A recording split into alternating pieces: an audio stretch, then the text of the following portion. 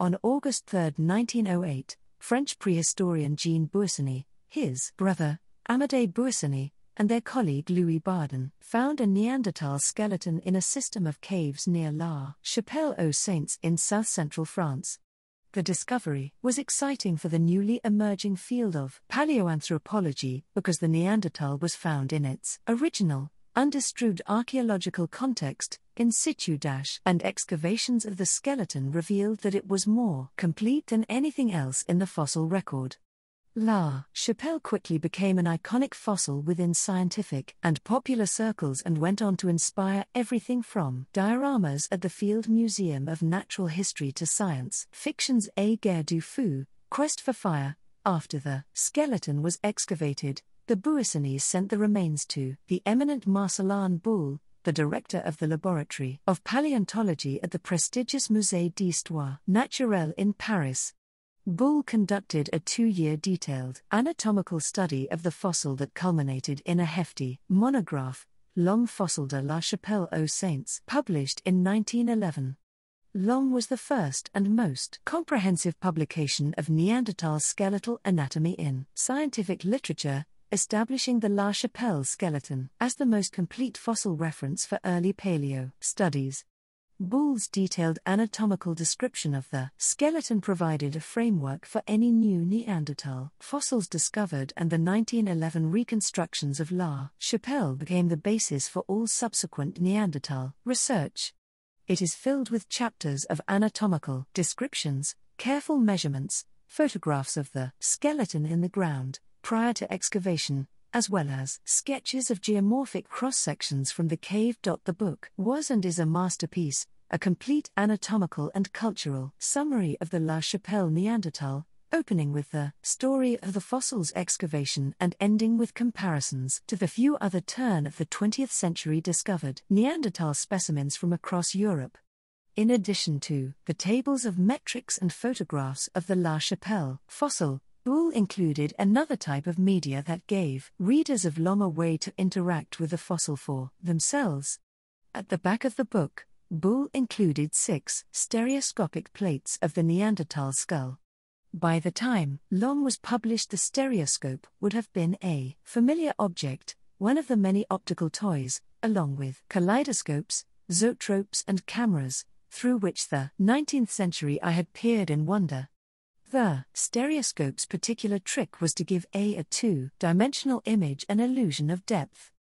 Gazing through its viewfinder, the 2 slightly offset images of the stereoscopic plate, or stereogram, positioned in front would combine to create an illusion of 3 dimensions. The stereoscope's powers of replication enchanted a public enamored with what historian of technology Robert Silverman calls philosophical toys. The stereoscope is now seen in every drawing room. Philosophers talk learnedly about it, ladies are delighted with its magic representations, and children play with it, noted Robert Hunt, a British photo-chemist, about the ubiquity of stereoscopes in 1856. The device, however, was much more than just a toy or illustrative distraction. It developed also into an important tool for laboratory and scientific work in the late 19th and early 20th centuries. Just as telescopes and microscopes expanded what is visible, the stereoscope expanded what and how researchers were able to see different specimens. The 3-dimensional stereoscopic images were a different type of text to be read and imbued with scientific and cultural meaning. For anatomists at the turn of the 20th century, stereograms enabled bones to be examined in all dimensions, without having to handle the actual, physical bone. The Edinburgh Stereoscopic Atlas of Anatomy, for example, announced the publication of its first set of stereoscopic cards in 1905. In looking over these illustrations, what strikes one first is the excellent way in which they have been reproduced. What worked for anatomists also worked for paleoanthropologists such as Boule. Indeed, early 20th century paleoanthropology borrowed heavily in its method and theory from anatomy, and most researchers who studied fossils had a background in anatomy. In order to properly describe the anatomical characteristics of fossil material, researchers published tables of metrics and measurements which aided in comparisons between different groups of modern humans and great ape populations.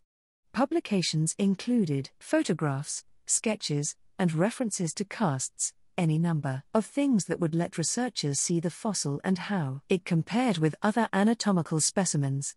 As fossils were themselves too rare and important to send between researchers, proxies, casts, measurements, sketches, photographs, and highly detailed descriptions were needed to provide accurate and sufficient information. 3 Drawing from a tradition of stereoscopic anatomical atlases, the La Chapelle aux Saints Neanderthal plates gave the reader a first-person experience of interacting with the fossil in 3 dimensions. Under Boule's careful direction, Monsieur J. Pourpoint of the Laboratoire de Paléontologie at the Musée d'Histoire Naturelle contributed dozens of pen and ink illustrations to L'Homme, sketches of the skeleton as well as drawings of stone tools that were found in the original excavations. The 6 stereograms show the La Chapelle skull in every anatomical position, superior, anterior, lateral, everything. All of the stero cards were stamped with the publishing house, Masson & C. editors, and the plates credit Heliog L. Schutzenberger as the photographer. At 278 pages, Boule's L'Homme was comprehensive, his anatomical comparisons thoughtful, and his research judiciously in keeping with other lengthy then contemporary tomes of prehistory. In the stereo cards, the skull is carefully situated on a shiny platform, the skull's reflection gleams off the surface, and the fossil itself rests on a small metal and wood pedestal. The skull, however, is the only part of the Neanderthal skeleton to be photographed in stereoscopic view and the only element to have additional props, a pedestal and table. Although the props would have been necessary to precisely line up the 2 images, they introduce a subtle laboratory rhetoric to the Neanderthal plates and L'Homme writ large. In this context, the Neanderthal skull is a scientific object that is seen only when it is propped up by other objects, a tableau which must be captured by the stereoscope to be read as an evolutionary text. The stereoscopic plates included in L'Homme fossil de la Chapelle aux Saints were incomplete, keeping with the instrumental value of the stereoscope, and these images went a long way toward creating and legitimizing the La Chapelle Neanderthal as a taxonomic icon and classic Neanderthal in scientific and popular circles. In the decades after Boule's publication of the La Chapelle Neanderthal, his interpretation of Neanderthals was quickly co-opted into the popular caricature of a slouchy, barbaric troglodyte. The Neanderthal, according to Boule, was a sad specimen of nature, an evolutionary dead end, to put it most kindly. This view was first put forward in L'Homme fossil de la Chapelle aux Saints and solidified in later decades through Boule's additional research, near the mid-20th century and on into the 21st. However, Boule's research and interpretations of Neanderthals came under massive criticism and even ridicule. The stereo cards of the Neanderthal skull gave readers of the L'Homme fossil de la Chapelle aux Saints the opportunity to see for themselves the complexity of the Neanderthal crania. This added dimensionality of the stereo cards helped bring the La Chapelle skeleton to the forefront of paleoanthropological research in the early 20th century. The stereo plates deepened viewers' connections to the fossil. L'Homme's beautifully detailed, stereoscopic prints of each bone from the skeleton were the 1911 version of data sharing, while it is easy to think of 3D rendering of fossils as a recent technological phenomena. Stereograms offer a glimpse at the explanatory power of stereoscopic images and highlight the connections three-dimensional viewing made between viewer and object, including stereoscopic images of the La Chapelle Neanderthal, helped solidify the fossil's iconic status in the early 20th century paleoanthropology. Animated GIFs of the skull. An approximation for how the image would have looked in 3D.